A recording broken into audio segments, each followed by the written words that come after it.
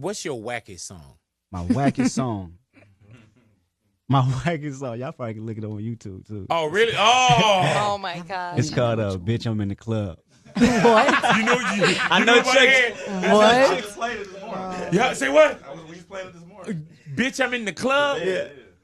That was our shit though back then. But when I listen to it now, I'm like, Man, can you go put it on? no. Do you remember the lyrics? If I hear it, I'm gonna remember the lyrics. Oh my God. With the homies. Tell me what's good. Would you do "Bitch, I'm in the club"? Would you record something like that now? Probably Like not. if it was ever Like, made? no. Hold on, man. That was a Hold reach. on, man. All right. Ow. Y'all need to play that on the record. Yeah, I go on the station. They gonna do that. Oh, man. Put that out. Bitch, I'm in the club with the homies. Tell me what's good. I'm trying to get these hoes single. And this is my single. Okay, what these niggas hollering about? Catastrophic cake that. Bet I bring them dollars out. Talk that shit, potty mouth. Walk that shit. Big act like he like it though. He was like, yeah. No, for real. though. Stop it. Who stop? No, for real. It wasn't it's let not me tell terrible. You. No. Let me Jesus Christ, trying to blow our ears off. Now let me tell you, I can hear Corn Man in Kendrick my ears. on there, right? Right. Now when you did "Bitch, I'm in the club," Yeah. you didn't take that to anybody out there and say, "Man, listen to this, man. This shit is horrible. This shit is whack." We was loving it. We was. You were This loving is it. it. Hit that. So why I can't hear it and be like, "Man, no, I'm loving that."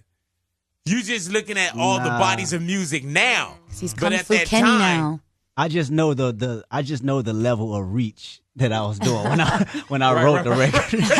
From what was playing on the radio to what was on TV.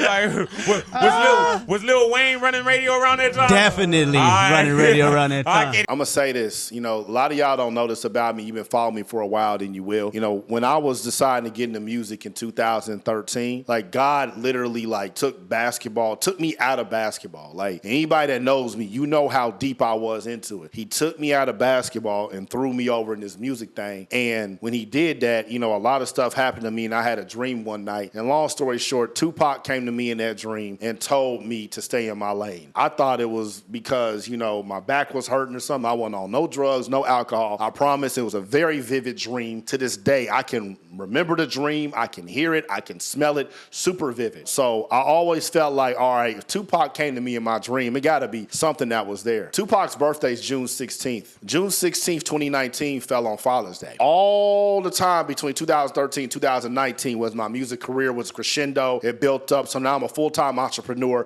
because of music. So obviously Tupac was right. My daughter decided to go into labor and come into the world on June 16th on Father's Day. But she wasn't born June 16th on Father's Day. She was born the next day, June 17th. You know whose birthday is June 17th? Kendrick Lamar. Which is crazy because Kendrick is always one of them dudes who I've always listened to, I've always liked, and he just has this really genuine spirit. And to hear him say this stuff right here, if this don't inspire you, man, I'm going to give you some reasons why it inspires me. But, man, you might need to check your pulse, dog, because if you're an artist, you can 100% relate to this. My ducks, my swans, welcome to the pond.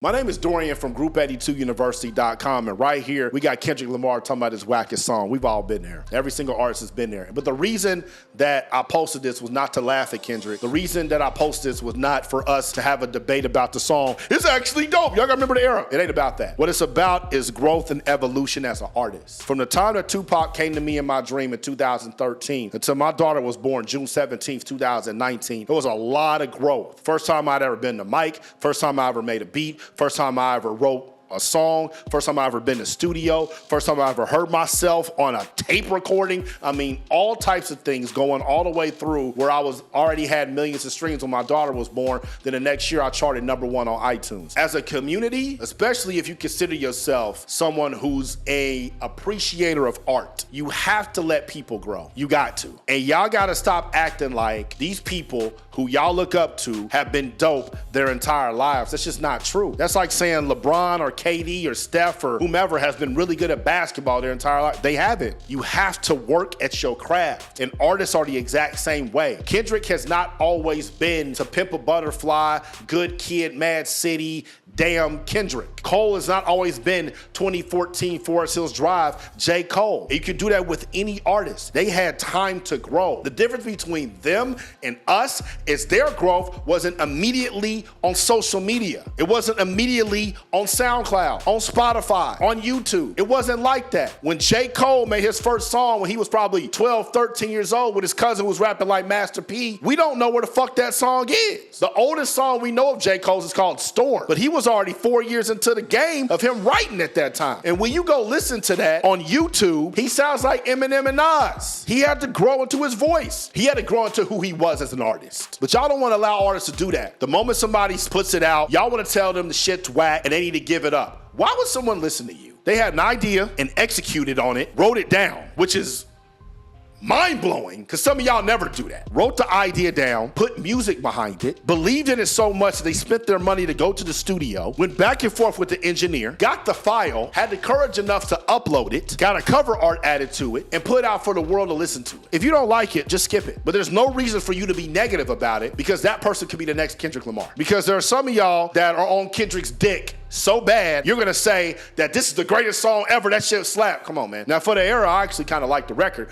but come on, if somebody came out with that song right now, you would slander them to no end. And there's somebody who is an artist right now. They're probably in the pond right now, whose music is not where it's gonna be. But if you hear it, you wanna criticize them. Why would you do that? People don't really care about your opinion. I get paid to critique people's music, and I damn near don't even like doing it. And I give them real critiques like about the engineering, about the highs, the mids, the low, the synths, things that I had to learn through trial and error. If you don't like somebody's shit, just don't listen to it. But don't sit around and criticize somebody who has had the courage to take their life in their own hands, because your pussy ass didn't. Shout out to Kendrick, shout out to TDE, shout out to Big Boy, one of my favorite radio shows out there. If you're somebody that has music that you really believe in, you just need help marketing it. If you're on Instagram, click that link up top. You're on YouTube, click the link in the box. Mouth the pond. Y'all stay true. Stop.